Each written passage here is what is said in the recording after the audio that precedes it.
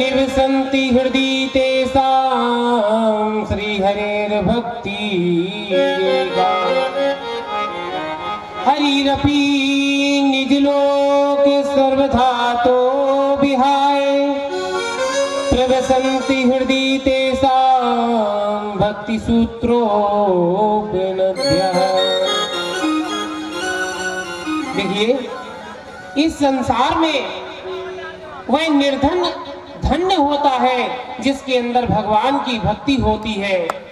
एकमात्र भगवान की भक्ति होती है, वह निर्धन भी धन्य है, क्योंकि उसके लिए हरि रपि निज लोक सर्वधातो विहाय, भगवान भी अपने लोक को छोड़ देते हैं और लोक को छोड़ करके प्रवसन्ति हृदय तेषां, उस भक्त के हृदय में प्रवेश कर जाते हैं और भक्ति रूपी सूत्र के द्वारा बंध जाते हैं। बोलो भक्ति महारानी की जय। तब भक्ति महारानी ने नारद जी से पूछा, हे महात्मा जी, यहाँ पर मुझे स्थान कहाँ है, मैं कहाँ पर बैठूं, मुझे भी स्थान दीजिए। तो महात्मा नारद जी ने कहा, हे भक्ति महारानी, तुम जाकर के भगवान भक्तों के हृदय के अंदर वास करो। तब से भक्ति महारानी अपने भक्त के हृदय में वास करती हैं।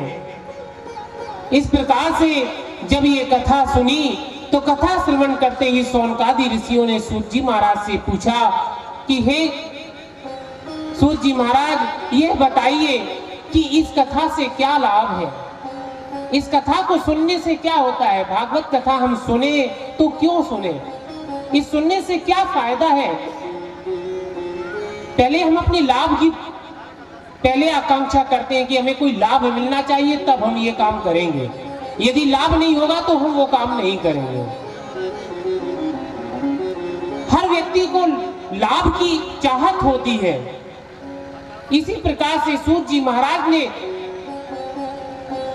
ये प्रश्न इसलिए किया कि ताकि कलयुग जो आएगा तो कलयुग में लोगों को सबसे पहले यही मन में रहेगी कि हमें कोई लाभ मिलना चाहिए, तब तो हम कथा सुने, और लाभ नहीं मिलेगा तो हमारे कथा सुनने से क्या लाभ है।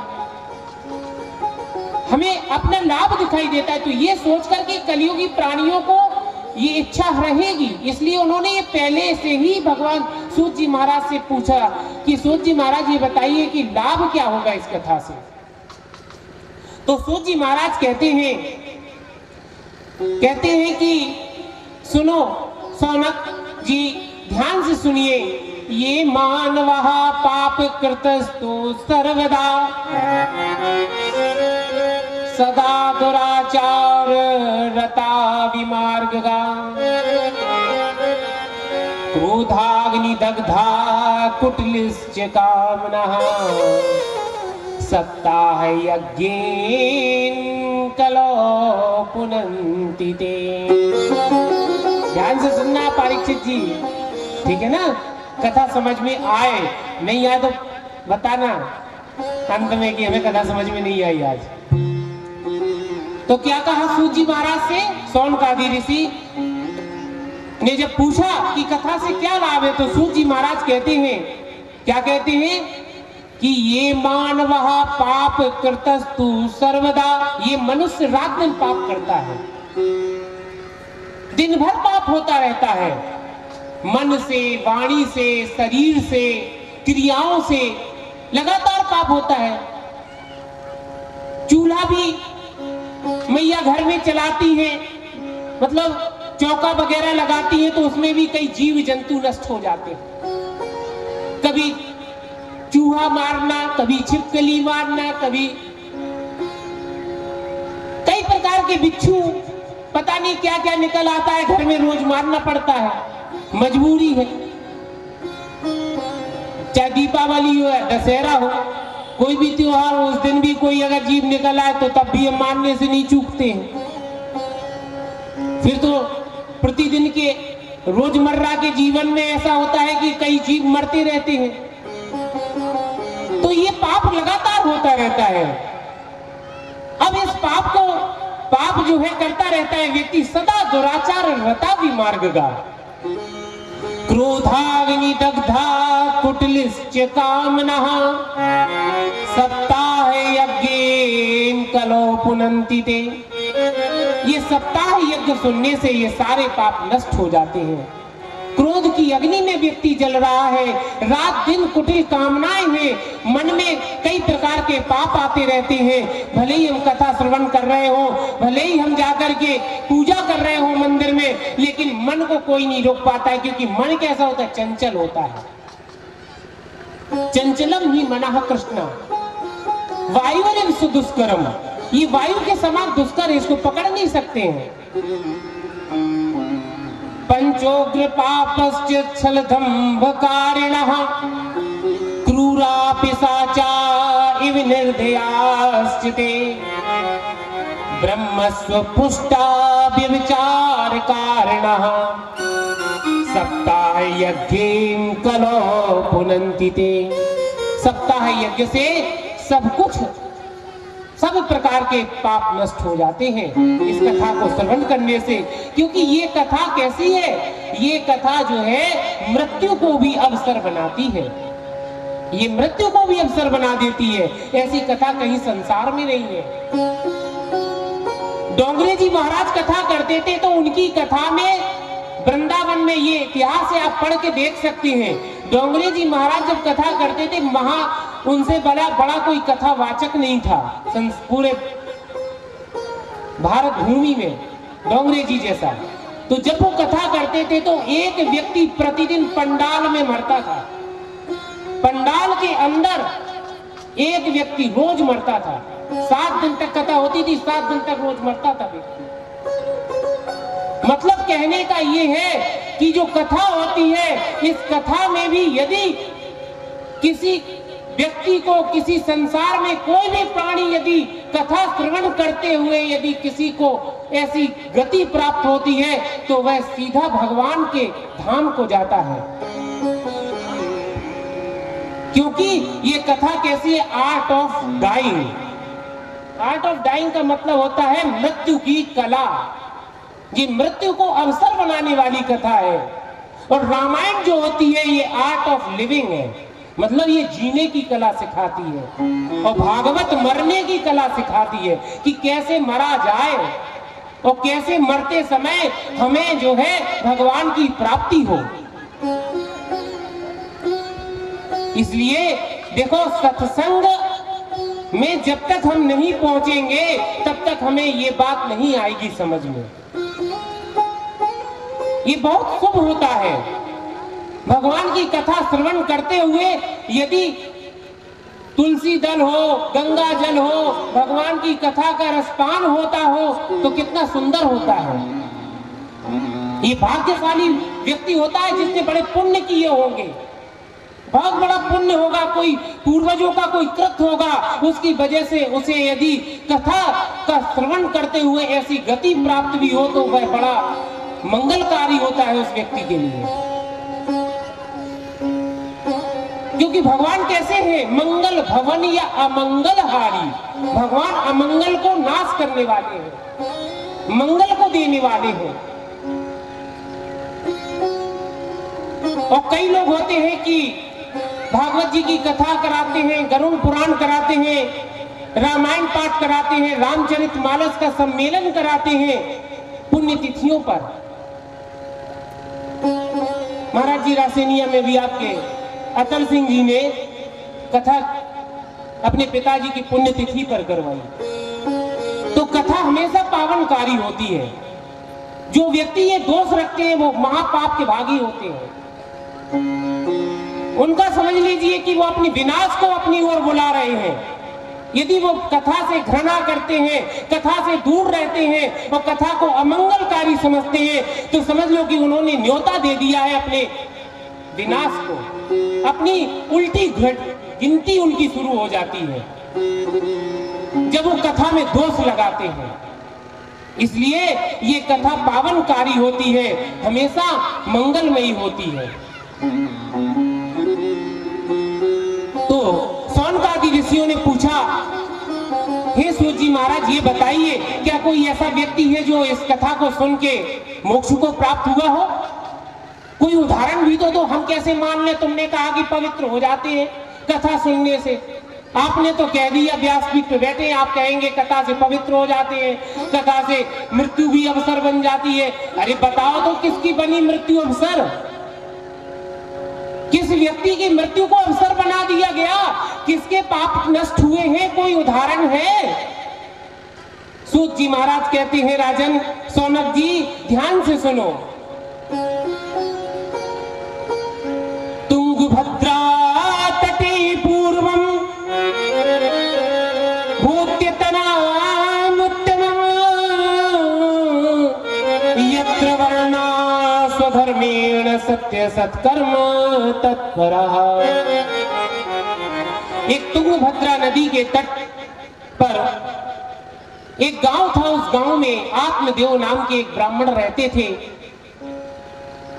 देखिए तुंगभद्रा का मतलब होता है, तुंग माने होता है अतिशय कल्याण करने वाला, अतिशय, और भद्रा माने होता है कल्याण। भद्र माने कल्याण, जो कल्याण करने वाली जो नदी होती है उसको तुंगभद्रा नदी कहते हैं।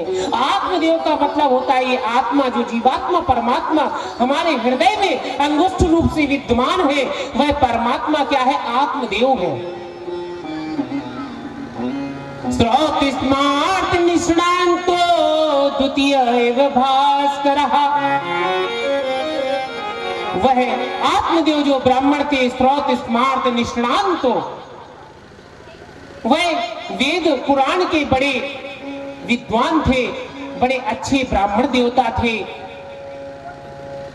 ब्राह्मण देवता ब्राह्मण भगवान के रूप में होता है। ये संसार का, इस भूमि का देवता होता है ब्राह्मण, इसलिए उनको भूदेव कहा गया है। तो यहां पर आत्मदेव जो ब्राह्मण हैं वह इतने शांत चित्त हैं कि उन्होंने अपने जीवन में कभी भी कोई भी ऐसा कार्य नहीं किया जिससे ब्राह्मणत्व को कभी हानि पहुंची हो। आत्मदेव जी बड़े सब प्रकार से सब कुछ संपन्न थे, लेकिन बस एक कमी थी कि उनके कोई पुत्र नहीं था।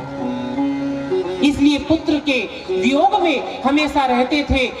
तो उन्होंने जहां भी गांव में जाते तो लोग उनको जो है देख करके कहते कि इनके पुत्र नहीं है, इनकी तो शकल देखना भी पाप है। ऐसा सोचते, कई आरोप प्रत्यारोप लगाते। आत्मदेव जी दुखी होकर के बेचारे वन में गए और जाकर के आत्महत्या करने लगे। तुंगभद्रा नदी में कूदने लगे। एक महात्मा जी आए, उन्होंने पकड़ लिया। अरे अरे क्या करते हो ब्राह्मण देवता, ये तो महापाप है, ऐसा मत करो। आत्मदेव जी को पकड़ लिया। पकड़ते ही आत्मदेव उन महात्मा जी के चरणों में गिर गए और गिर करके रोने लगे।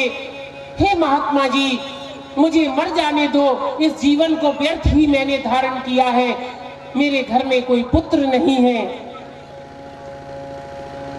महात्मा ने कहा, बेटा रोते क्यों हो, कोई बात बताओ, तुम रोते हुए अपने शब्दों को ठीक ढंग से कह नहीं पा रहे हो, कृपया शांति पूर्वक मुझे बताओ कि तुम्हें बात क्या है, क्यों रो रहे हो इतना ज्यादा, क्यों व्याकुल हो।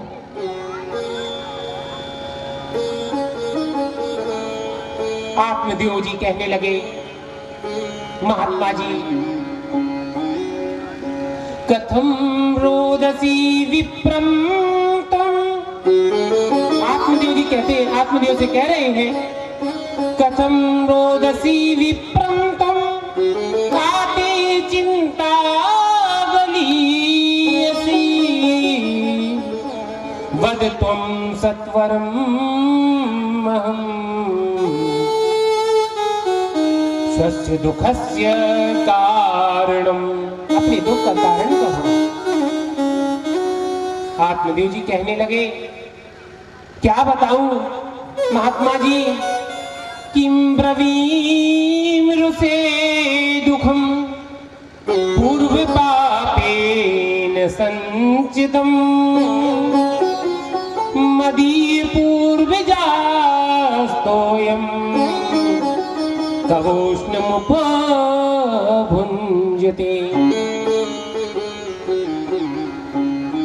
हे महात्मा जी, मेरे कोई पुत्र नहीं है और पुत्र ना होने की वजह से मेरे पूर्वज श्राद्ध के जल को गर्म गर्म आंसुओं को डाल करके पीते हैं। हे महात्मा जी, ऐसा कुछ कीजिए कि जिससे मैं श्राद्ध करने वाला मेरे घर में आगे उत्पन्न हो, मेरा वंश आगे बढ़े। मेरे घर में कोई पुत्र नहीं है, मैं बहुत दुखी हूं। दिग्जीविनम प्रजाहीनम दिग्ग्रहम चा प्रजा विना दिक्कुलम दिग्धनम चानपत्यस्य दिक्कुलम संतति विना। हे महात्मा जी, ऐसा जीवन किस काम का जिसके घर में कोई बालक ना हो, बालक किलकारी ना देता हो। जिस घर में कोई बालक नहीं होता है वह घर तो जंगल के समान है, वन के समान है। हे महात्मा जी, इस धन का क्या करूंगा?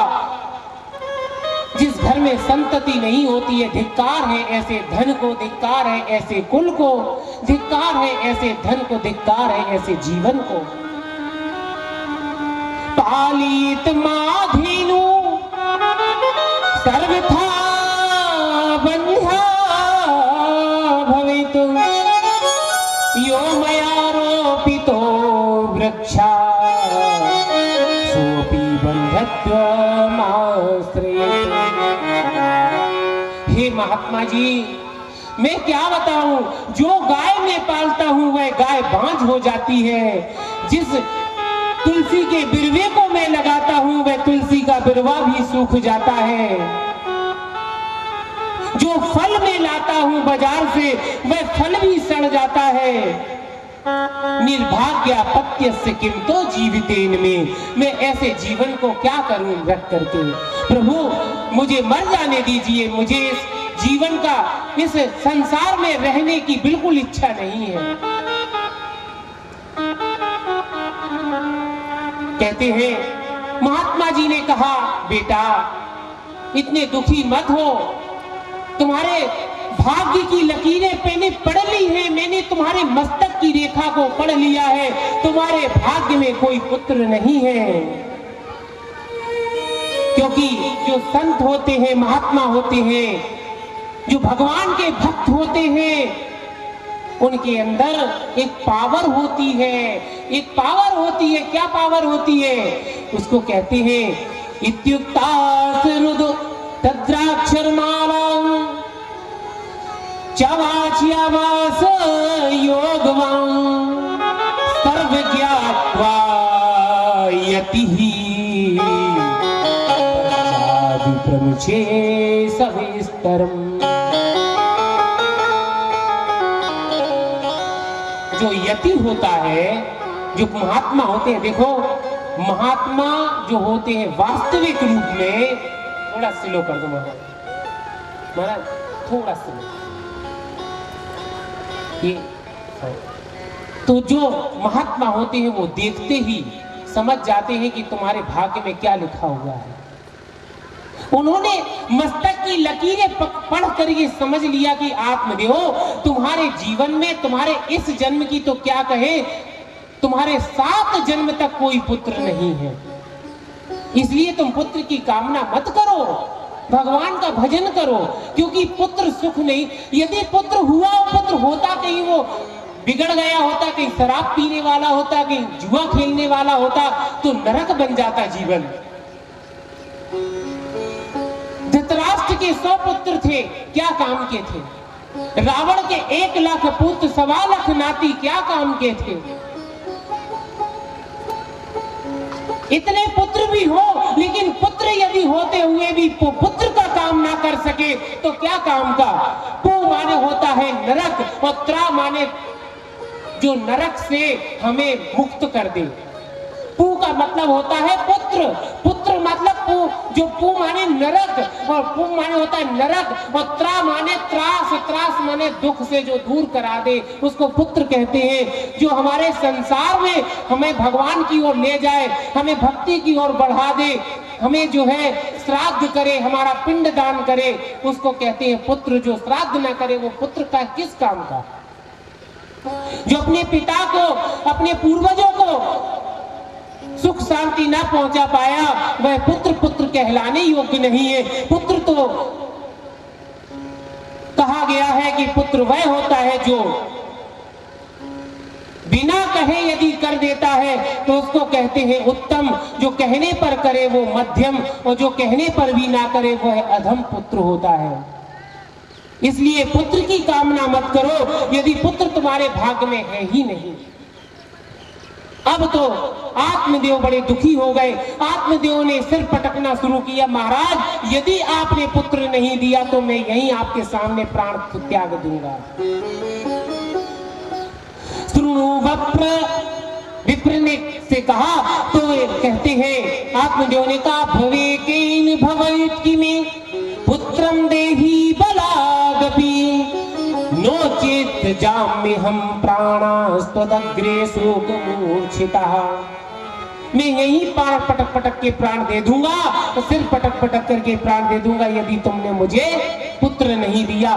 कैसे भी दो, विवेक से दो, भक्ति दे दो, मुझे पुत्र ही चाहिए। और यदि मैं यहां मर गया तो महाराज जांच होगी तो तुम पकड़े जाओगे, क्योंकि तुम्हारे सामने मैं मर रहा हूं, तुम चश्मदीद गवाह हो, और जो गवाह होगा वह पकड़ा जाता है कि तुम्हारे सामने ही मरा तो कैसे मरा। पुलिस की जांच आएगी, सिपाही आएंगे, पकड़ लेंगे और तुम्हारे ऊपर आपस, हम तो मर रहे, हमें क्या दिक्कत है, मरना हमें वैसे ही है। आत्मदेव जी बोले कहां से कहां जी आफत आ गई, अच्छे भले जा रहे थे, इसको कहां से कहां पकड़ लिया, अब मैं कहां से पुत्र दूं, इसके भाग्य में ही पुत्र नहीं है।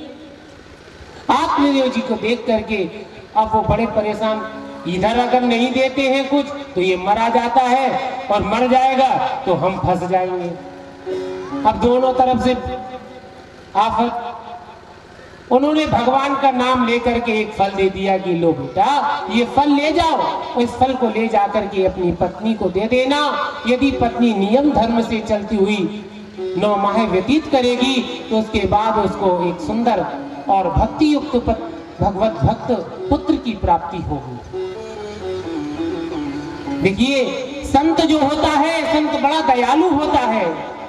संत इतने दयालु होते हैं कि वह भाव में बह करके, यदि संत के पास हम जाते हैं तो संत भाव में आकर के वह सब कुछ देने में सामर्थ्य रखता है जो कुछ उसके पास भगवान का दिया होता है। इसलिए कभी भी संत महात्मा का कभी अपमान नहीं करना चाहिए, ये अपना धर्म है। भले ही कोई पीले वस्त्र में आ जाए, पीला वस्त्र पहने हो तो भले ही वो कैसा भी हो, उसका कभी जीवन में एक बात गांठ बांध के समझ लो, भले ही वो कैसा भी हो उसका कभी अपमान मत करना। यदि तुम उसका अपमान करोगे, हमारे बिहारी जी ठाकुर जी कभी आपसे संतुष्ट नहीं होंगे, वो बड़े दुखी होंगे।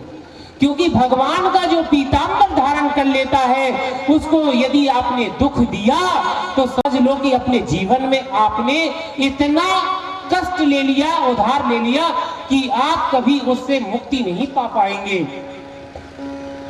जो भगवान का भक्त होता है, जो भगवान की शरण में गया है, उसको कभी जीवन में कष्ट मत देना, उसकी आत्मा को कभी दुखी मत करना। ये व्यासपीठ से मैं आपसे निवेदित कर रहा हूं, इसको ध्यान से समझना। कोई भी हो, कैसा भी हो, यदि संत महात्मा के रूप में आपके सामने आ जाए, आपके दरवाजे पर आ जाए, तो उसका कभी अपमान मत करना। भले ही आप उसको कुछ ना दो, लेकिन अपमान मत करना, क्योंकि संत बहुत जो है श्रेष्ठ होता है। भगवान संतों के पीछे होते हैं। संत हृदय नवनीत समाना, कहा कभी न पर कहे न जाना। संत हृदय नवनीत समाना, कहा कभी न पर कहे न जाना।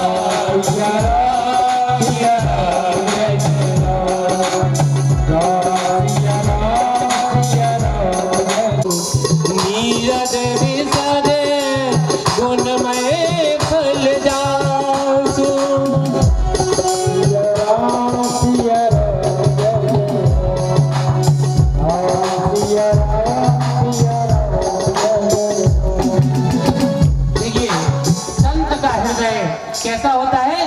नवनीत के समान होता है। नवनीत यानी मक्खन के समान। जैसे मक्खन पिघल करके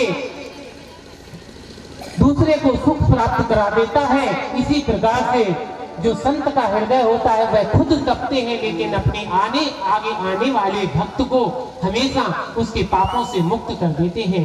आज संत भगवान ने आत्मदेव को भगवान की प्रेरणा लेकर के एक फल दिया, और फल देकर के आत्मदेव से कहा इस फल को ले जाओ, इस फल को ले जाकर के अपनी पत्नी को देना।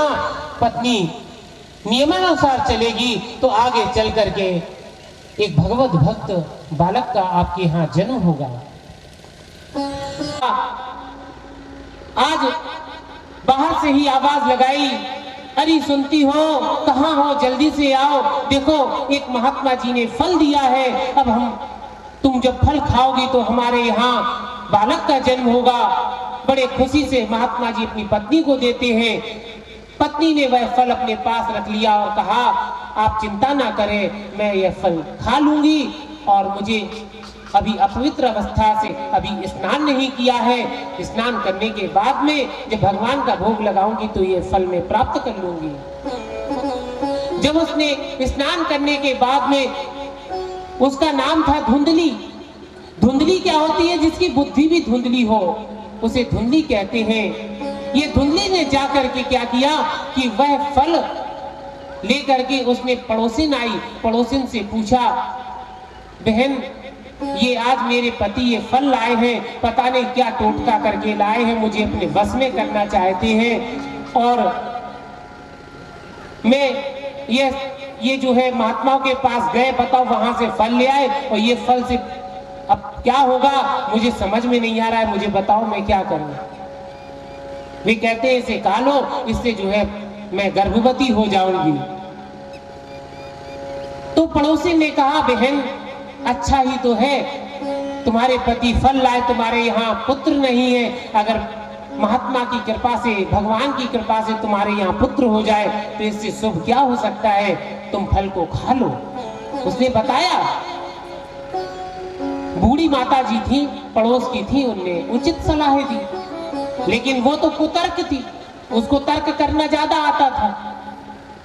उसने कहा इनसे अकेले क्या पूछे, ये पता नहीं, ये तो हमारे पति के हिसाब से ही चलती हैं, उनकी रिश्ते में काकी लगती हैं, चाची लगती हैं, तो पिताजी के मतलब हमारे पति के हिसाब से ही वो हमें तो ये कहेंगे कि फल खा लो, हम अपनी बहन से पूछेंगे।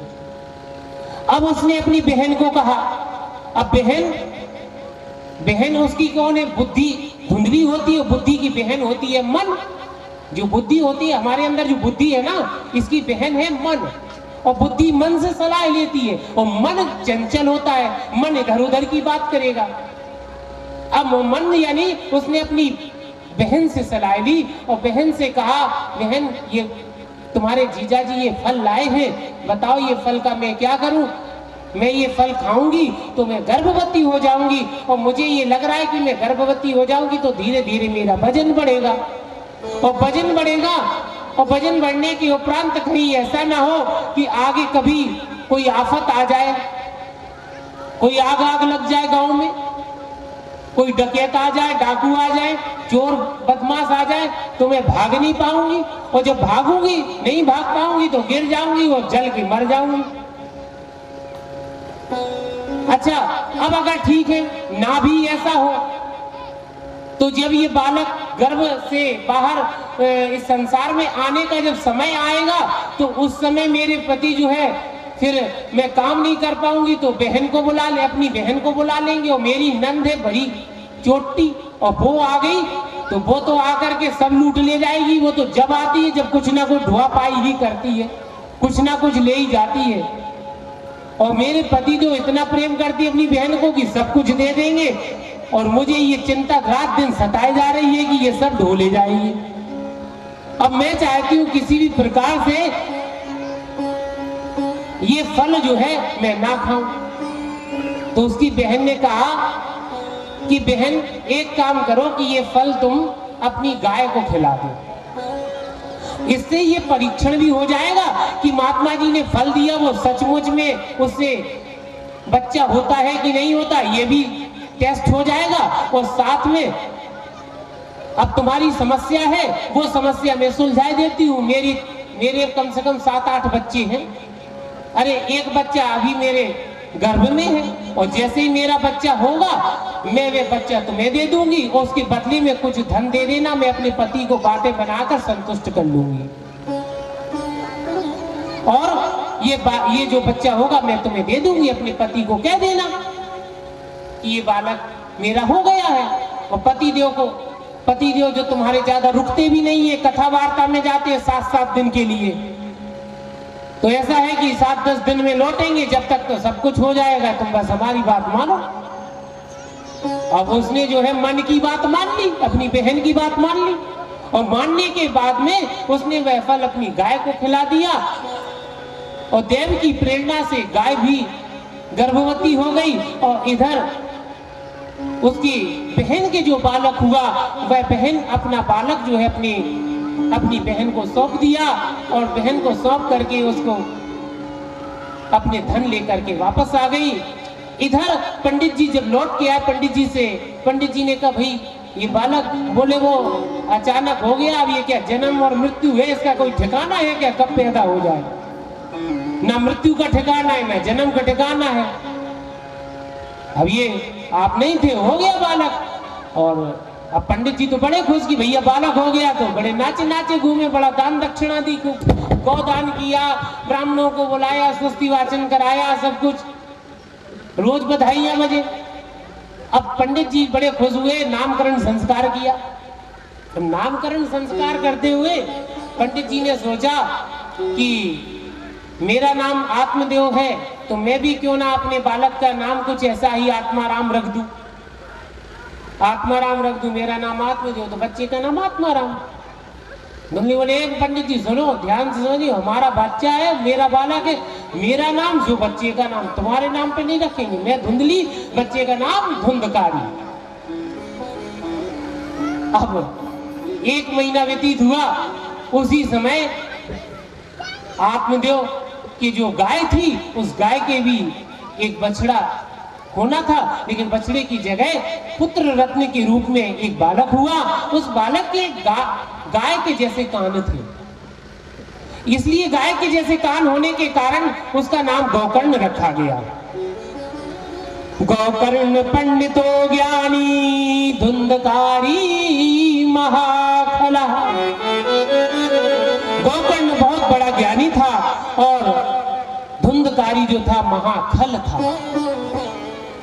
अच्छा, खल किसको कहते हैं? खल का मतलब होता है खाए और लड़े।